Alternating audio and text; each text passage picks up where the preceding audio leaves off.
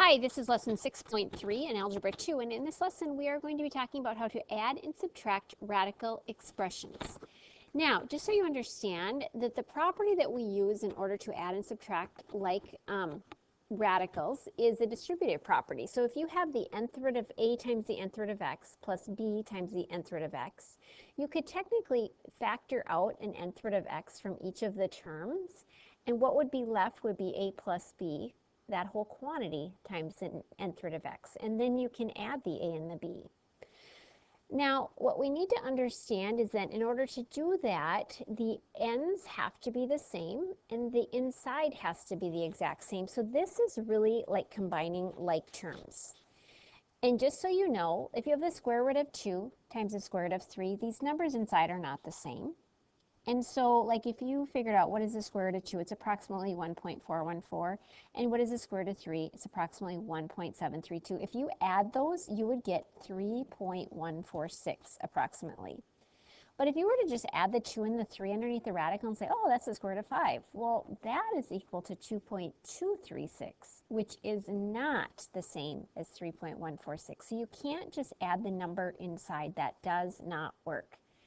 But if both of the radical parts are the same, you can add the number in front. Kind of like if you have 2x plus 3x altogether, that would be 5x.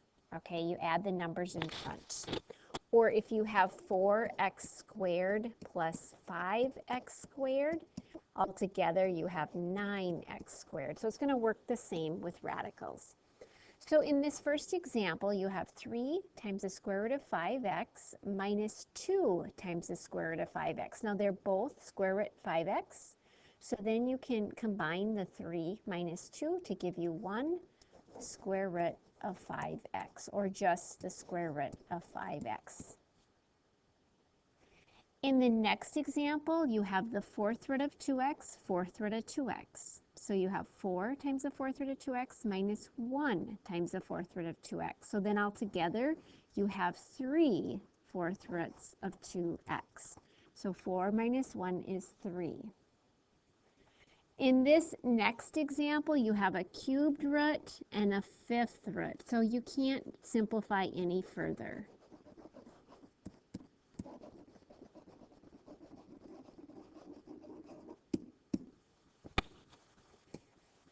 All right, in this next example, you have a cubed root, and remember, when there's not a number here, it's a square root, so again, you can't simplify.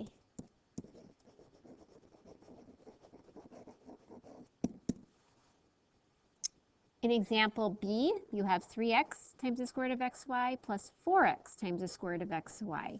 The root parts are the same, so you add the numbers in front. 3x plus 4x is 7x root square root of xy. And in the last example on this page, we have the fifth root of 3x squared, fifth root of 3x squared. They're the same, so you have 17 fifth root of 3x squared minus 15 fifth root of 3x squared. 17 minus 15 is 2 times the fifth root of 3x squared. This is a good problem that helps us review our geometry a little bit. It says, in the stained glass window design, the side of each small square is 5 inches. Find the perimeter of the window to the nearest tenth of an inch. So let's see, each of these sides in the square are 5. Okay. So what we want is the outside length. All right, which would be the diagonal basically. Now remember, these are squares, so this is a 90-degree angle. And if you will recall, when we have a 90-degree angle in a triangle, it's a right triangle. Both of these sides are 5. And if we know 2 of the sides, we can find the third side by using the Pythagorean theorem, which says that c squared equals a squared plus b squared. So the legs are both 5. So c squared equals 25 plus 25, which is 50. Now to find the exact answer, we take the square root of both sides. So c is equal to plus or minus. Now let's see here, let's think about that. This would not be a negative value because it's a length. So we're just going to write the square root of 50. But the square root of 50 can be simplified because 50 has a perfect square factor of 25, which would be 5 root 2. So C is equal to 5 root 2. Now that is this length right here. Then we need to count, we want the perimeter, so how many of those lengths are there? Let's see, 1, 2, 3, 4, 5, 6, 7, 8, 9, 10 of those. So we're going to take for the perimeter, it would be 10 times 5 root 2. And we will multiply the 10 and the 5 to get 50 root 2. That would be the perimeter. And you can put that in your calculator to just get, to approximate what that would be. 50 times the square root of 2 is 70.7, and that would be inches. All right, simplest form of the expression. So this time we have the square root of 12 plus the square root of 75 minus the square root of 3. Well, they're all square roots, but the numbers are not the same inside. However, we can simplify those. The square root of 12 has a perfect square factor in it. So we can write that as 4 times 3, which is 2 root 3. The square root of 75 has the perfect square factor of 25. So that would be 3 root 3. And then you have minus 1 root 3. Now, these are all the square root of 3. And so you can add the coefficients. So 2 plus 3 is 5. 5 minus 1 is 4. So 4 root 3 is your simplified answer.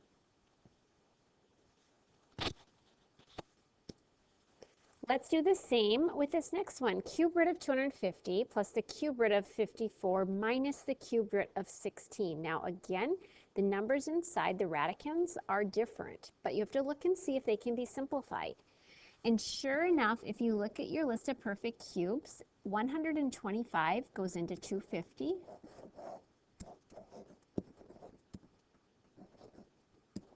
And 27 goes into 54 twice. And 8 goes into 16 twice. And from there we can simplify. The cubed root of 125 is 5. The cube root of 27 is 3, so that comes out front. And the cube root of 8 is a 2. Now we have cube root of 2's in each problem, so we add the numbers in front. 5 plus 3 is 8, plus 2 more is 10. So you have 10 cubed root of 2. Oops, I have a sign mistake there. Let me fix that. I was thinking that wasn't the answer I remember, but this is supposed to be a negative right here. So the sign has to be a negative. So this is a negative and that's a negative. So 5 plus 3 is 8. And 8 minus 2 is 6. There we go. Now we're in business. Sorry about that.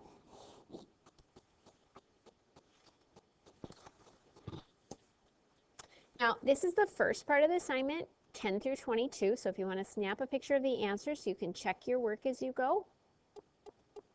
And then let's continue and talk about the next part of the assignment. So in the next part, we're going to talk about finding the product of radical expressions. So 4 plus 2 root 2 times the quantity 5 plus 4 root 2. So we're going to either what we would call double distribute or FOIL. And I like to just be really organized, make little arrows to what I'm multiplying. So 4 times 5 is 20. 4 times 4 root 2. So multiply regular numbers, so integers, and then you multiply roots together. So 4 times 4 is 16 times the square root of 2. And here you have 2 times root 2 times 5. So you multiply the 2 and the 5. So that would be 10 root 2. And then you have 2 times 4, which is 8. And then root times root. So the square root of 2 times the square root of 2 is the square root of 4. All right, now these can be combined because they're both square root of 2. So you have 20 plus 26 square root of 2 plus 8, and the square root of 4 is 2. Right here, instead of writing square root of 4, I'm going to put 2 because this means 8 times the square root of 4, so that would be 8 times 2. So 20 plus 26 root 2 plus 16. 8 times 2 is 16. And now combine the integers. So that's 36 plus 26 root 2. And that's your answer. The next problem, again, we're going to FOIL. 3 times 5 is 15. And that would be 3 times the square root of 7. So that's 3 root 7. And that's a negative root 7 times 5. So you write the 5 in front. Negative 5 root 7.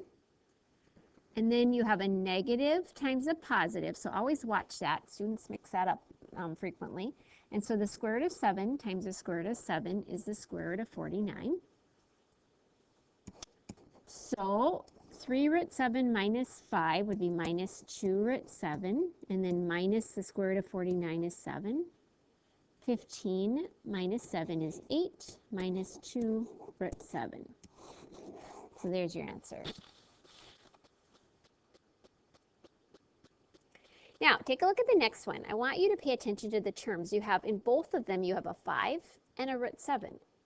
However, one is a plus and one is a minus. These are called conjugates of one another. So 5 times 5 is 25.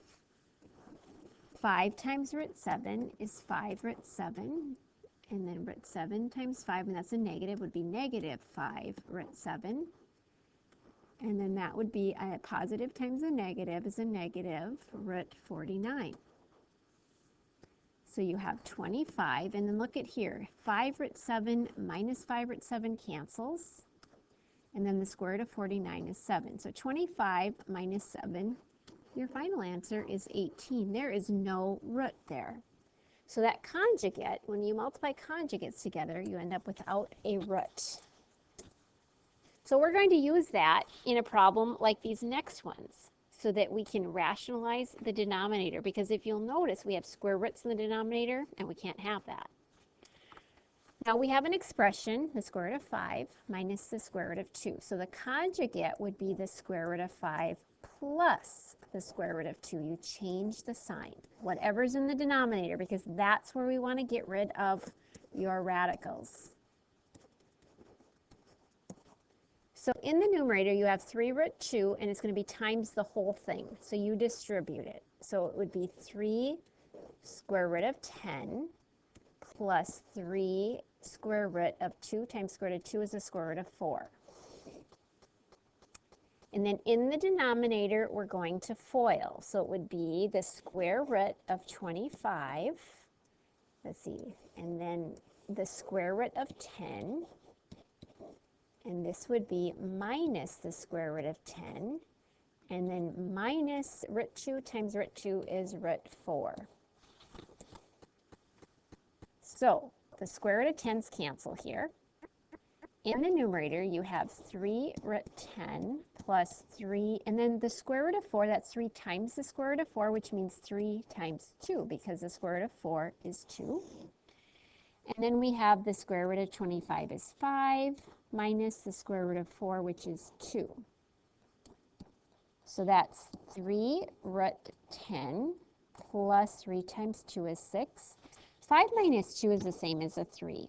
Now, you could write the whole thing over 3, but each term is getting divided by 3, so you can simplify by writing each of them over 3. So 3 over 3 is 1, so you have square root of 10, and 6 over 3 is 2.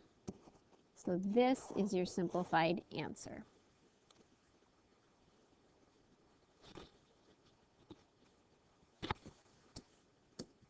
All right, one more here. So again, we have roots in the denominator, square root of 3 minus the square root of 5. So we're going to multiply by the square root of 3 plus the square root of 5. And you might want to just stop the video for a second and try this yourself and see if you can get it to work. So first we're going to distribute. So we would have 2 square root of 21 plus 2 square root of 35. And then we have first times first, so square root of 9 plus, and then square root of 15. And then minus the square root of 15. And then minus the square root of 25. So in the numerator, we can't do anything with that. Nothing will simplify. In the denominator, the root 15s cancel, and you have the square root of 9, which is 3, minus the square root of 25, which is a 5. So we have 2 root 21 plus 2 root 35, and 3 minus 5, that's a negative 2. Now those 2's will cancel, so I'm going to divide both by a negative 2.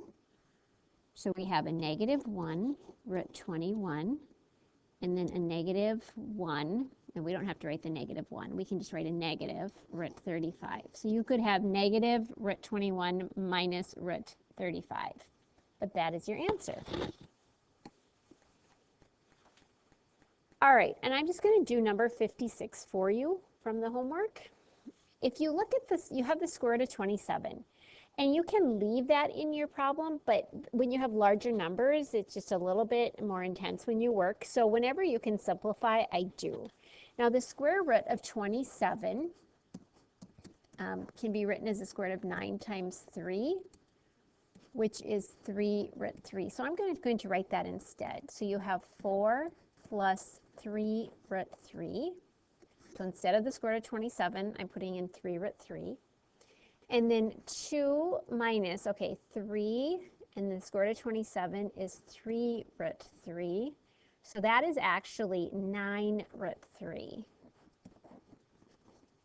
And we do not want to have a radical. Now, when there's a whole expression, you have to multiply by the conjugate. So you have a 2, and instead of a minus, you put a plus 9 root 3. 2 plus 9 root 3. All right, so now we're going to have to FOIL the numerator and then FOIL the denominator. So 4 times 2 is 8. 4 times 9 times root 3, so 4 times 9 is 36 root 3. And then we take 3 times 2, which is 6 root 3. And 3 times 9 is 27, and root 3 times root 3 is the square root of 9. So you multiply the integers together, so that'd be 27, and then the roots together, which would be the square root of 9. And then 2 times 2 is 4, plus 18 root 3, minus 18 root 3. 9 times 2 is 18. Minus 81 times, 81 times the square root of 9. I had work left over from earlier here. Let me erase that. So that gives us 8, and then now these are both root 3 here. So 36 plus 6 is 42 root 3. And then this would be the same as 27, and the square root of 9 is actually a 3. So 27 times 3 is, what is that, 81. And in the denominator, the 18 root 3's cancel. And here you have 81 times the square root of 9 is 3, which is 243. So that gives us 89 plus 42 root 3 over a negative 239. And I don't think anything cancels there. So that's your answer. All right, thanks for watching. Let me know if you have questions.